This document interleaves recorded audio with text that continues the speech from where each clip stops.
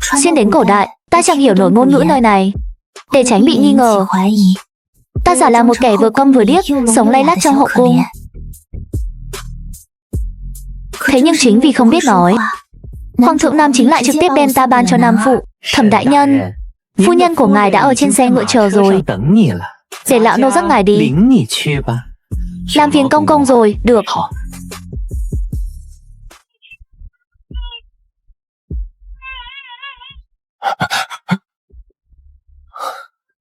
Đa tạ công công. Thẩm đại nhân, ta xin phép nói vài lời. Con đường phía trước của ngài, hãy bước cho thật tốt. Đa tạ công công đã nhắc nhở. Xem ra cái gọi là Ôn Bảo Nhi này, rốt cuộc vẫn gây cho ta một phiền phức lớn.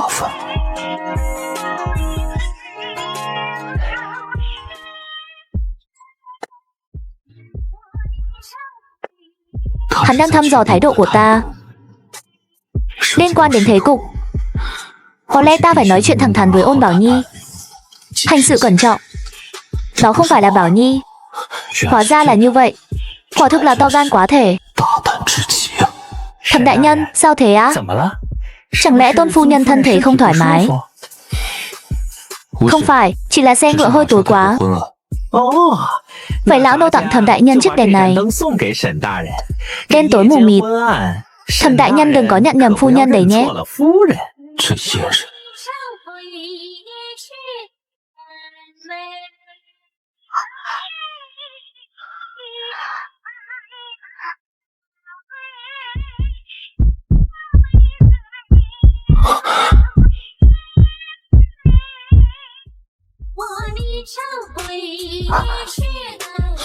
Hóa ra đang giả vờ ngủ.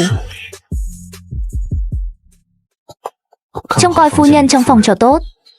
Vâng, phu nhân, từ nay về sau, đây là phu nhân của ta Thẩm Chi Ngôn. Chớ kinh hoàng. Ngươi hãy nói đi, ngươi và nàng ấy rốt cuộc là thân phận gì? Thưa đại nhân, vị vừa nãy là chủ tử của nô tỳ, nam tài nhân của Liên Y cung. Cô ấy lại là phi tần trong cung. Xem ra bệ hạ chưa hề gặp vị nam tài nhân này. Ngươi hãy nghe ta nói. Chuyện tối nay thực chất chỉ là một vở kịch đổi vợ. Đây chẳng phải làm nhục tiểu thư của nô tỳ sao? Làm gì có chuyện đem phi tần ban cho thần tứ. Nghĩ sao mà số khổ thế này. Từ nhỏ bị mẹ cả chèn ép đã đành, vào cung cũng bị bắt nạt, giờ còn bị đem ban tặng một cách tùy tiện thế này.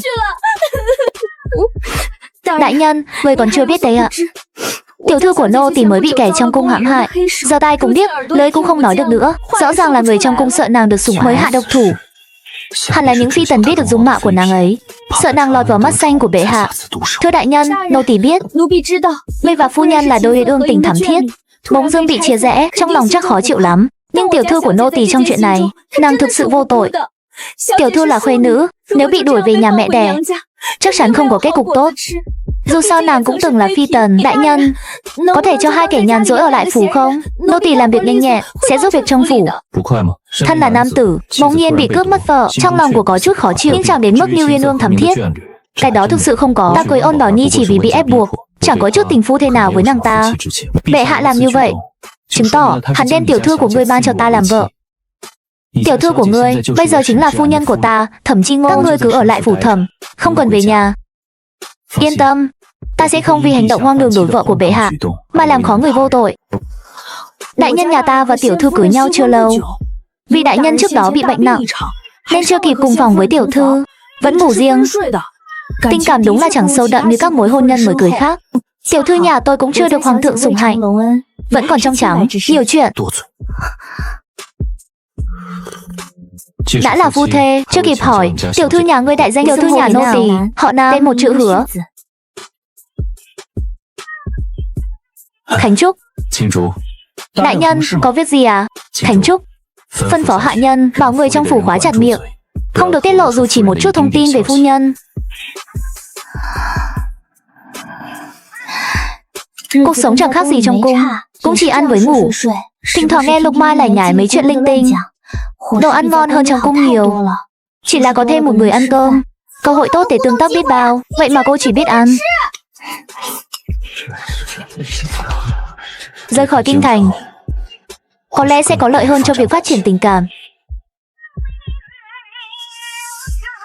Hắn cũng thông minh đấy chứ. Ai cơ? Không có gì,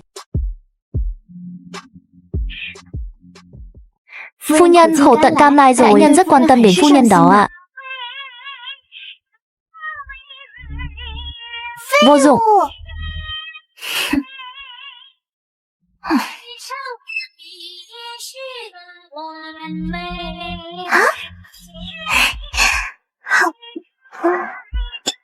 Thực ra, rất đơn giản. Ta có thể dạy phu nhân. Ồ,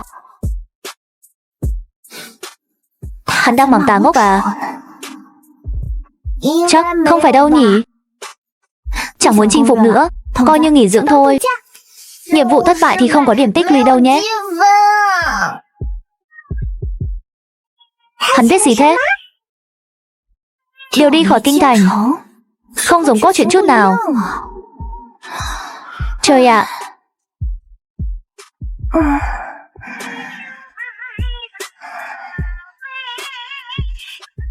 Phu nhân mau tỉnh dậy.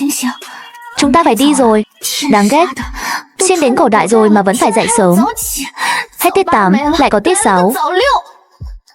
Lúc ta tỉnh dậy thì đã rời khỏi kinh thành. Trong xe ngựa chỉ còn Thẩm Chi Ngôn và ta. Trên bàn nhỏ bày bàn cờ. Thẩm Chi Ngôn đang tự chơi cờ với chính mình, quân trắng quân đen. Thẩm Chí An thực sự hoàn hảo, rất hợp với khuôn mẫu quân tử cổ đại trong trí tưởng tượng của ta. Tỉnh rồi à? Đường xá cổ đại gập ghềnh. Ta say xe khủng khiếp. Ăn uống cũng chẳng ngon. Đến Lương Châu, cả người gầy đi một vòng. Đã lỡ thành phu thê thì phải làm phu thê trọn đời. Nàng đừng hòng thoát khỏi ta.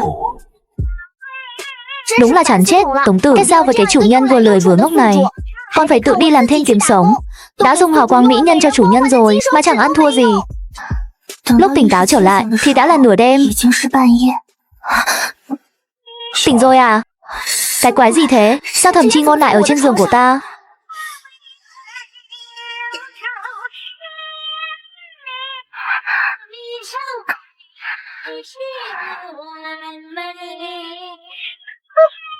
Nàng hãy ăn chút này lót dạ trước.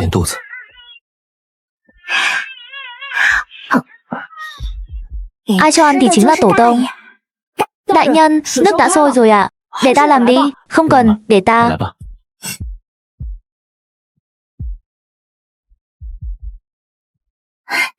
Không cho ăn à? Hắn định đút cho ta. Tên nam nhân này đúng là kỳ cục. Không ngờ cổ đại ít gia vị thế mà món mì cắt sợi lại ngon đến vậy. Thôi được. Đây là ngon lâu dài mà. Tối nay cái chăn này cũng ấm thật. Sắp chinh phục thành công rồi. Ta không cần phải đi làm thêm nữa. Không hiểu sao nhìn cặp đôi kia mà phát ngán, muốn cho vài đạp. Chắc là đi làm rồi nhỉ. Thương cho cái kiếp làm công ăn lương. Hắn định chuyển đến đâu cùng với ta. Kệ hắn.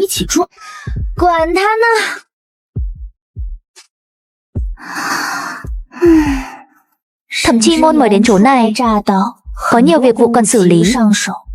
Ta chẳng có việc gì, ngồi ở bàn chờ Thẩm Chi Ngôn về ăn cơm. Nàng đang đợi ta về nhà. Ta không thích trở về nhà lúc màn đêm buông xuống. Cha mẹ mất sớm. Bóng tối và sự tĩnh lặng khi về nhà chưa bao giờ thay đổi. Đồ ngốc, còn không lại đây ăn cơm. Lỡ đồ nguội mất thì sao?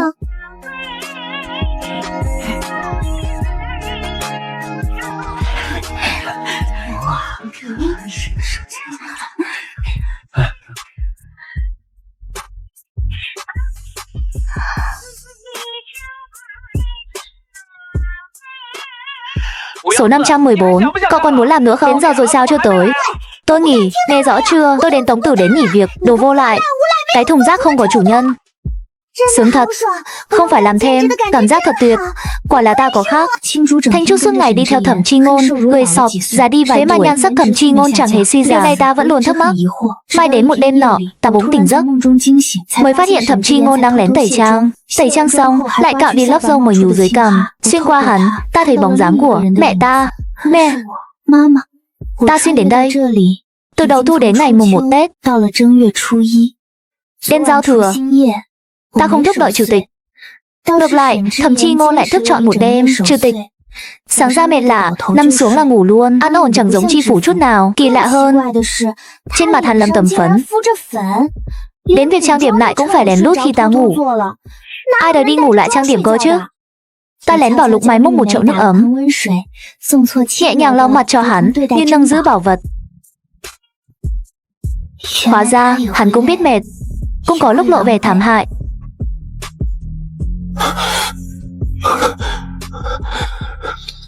Phu nhân đâu? Phu nhân đang ngắm hoa mai ngoài vườn ạ.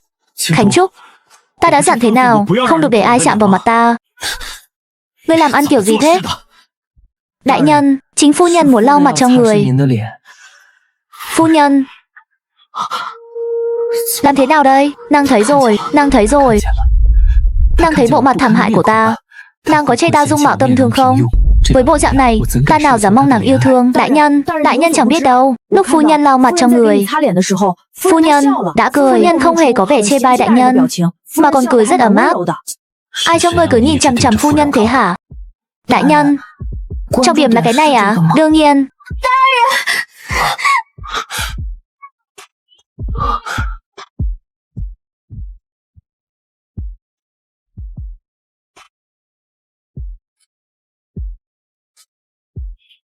Đây là lần đầu tiên Thẩm Chi Ngôn thấy ta ăn mặc long trọng như vậy.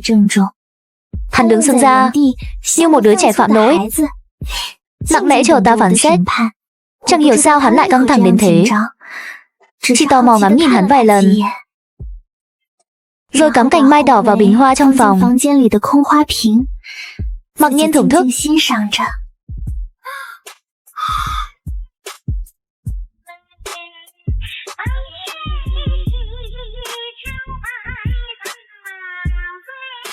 Hắn viết mấy chữ đưa cho ta xem, bảo muốn dẫn ta ra ngoài chơi. Trời lạnh thế này có gì vui? Ta định từ chối, nhưng nghĩ lại, đã duyên đến cổ đại, chẳng ngắm phong cảnh cổ đại thì uổng lắm. Hôm nay ta lại trang điểm kỹ càng, bèn gật đầu đồng ý. Thậm chí An lại viết, hỏi sao hôm nay tự dưng lại trang điểm. Ta bảo tự dưng thấy hứng, thấy hắn lên đánh phấn, bỗng nhiên cũng muốn làm đẹp cho mình một chút, chứ ta xấu quá. Thôi đừng làm mắt hắn khó chịu. Ta lười so đo với hắn, bèn gật đầu qua loa. Tối ra ngoài, Lúc Mai đội mũ trùm lên cho ta. Hãy cho ta thêm chút thời gian, ta sẽ tích đủ 10 dặm, che chở cho nàng cả đời bình an. Đây là lần đầu tiên ta chính thức ra ngoài chơi. Phố xá treo đèn kết hoa, tiếng dao mời nối tiếp không ngừng. Mọi thứ đều khiến ta thích thú, thứ gì cũng muốn lại gần xem. Nhưng nghĩ đến mấy món ăn đặc sản Thẩm Chi Ngôn từng mua cho, ta chẳng còn mấy hứng thú. Chỉ có một việc khiến ta ngạc nhiên, hầu hết dân chúng đều biết Thẩm Chi Ngôn, còn nhiệt tình gửi lời chúc phúc. Chúc tân niên cát tường, chư vị, chàng chẳng hề bày tác phong quan cách, mỉm cười đáp lễ mọi người. Đây mới thực sự là thấu hiểu lòng dân.